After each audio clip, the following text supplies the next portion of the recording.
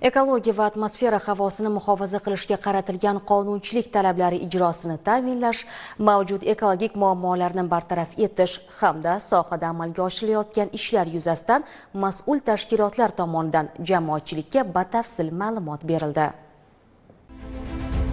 Tabiat inson hayotining bebaho manbai. Musaffo havo, toza suv va yashil hududlar salomatligimiz hamda farovon hayotimiz uchun muhim ahamiyatga ega. Ayniqsa atmosfera havosining sifatini saqlash va uning ifloslanishini oldini olish bugungi kunning dolzarb ekologik vazifalaridan biridir. Shu maqsadda mas'ul tashkilotlar tomonidan sohadagi mavjud muammolar, ularning atrof muhitga ta'siri hamda atmosfera havosini muhofaza qilish borasida amalga oshirilayotgan ishlari yuzasidan ma'lumotlar taqdim etildi.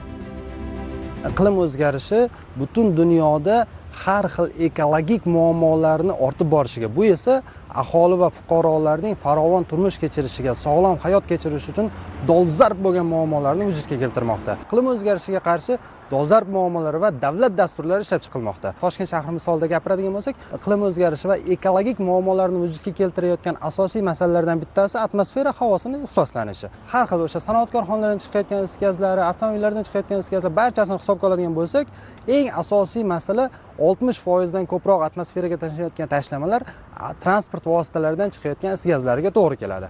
Mavjud muammolar nafaqat o'rganildi, balki ularni bartaraf etish bo'yicha aniq yechim va takliflar ham ilgari surildi.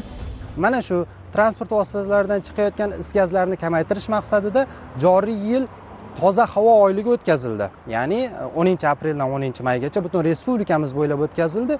Ushbu toza havo oyligi doirasida jami 288 mingdan ziyod transport vositalari tekshiruvdan o'tkazildi va buning natijasida 1,5 mingga yaqin transport vositalarida o'sha atmosfera havosiga tashlalayotgan tashlamalarning miqdori ko'p ekanligi, ya'ni ekologik huquqbuzar ekanligi isbotlandi va buning natijasida 446 nafar transport vositalariga ma'muriy choralar qo'llanildi. 836 tonna atmosfera havosiga tashlanayotgan zararli tashlamaning oldi olindi. Ushbu natijalardan kelib chiqib 10-avgustdan 10-sentyabrga qadar yana o'sha toza havo oyligining ikkinchi bosqichiga start berildi. Toshkent shahrida toza havo oyligi 10-sentyabrdan 10-oktyabrgacha davom etadi.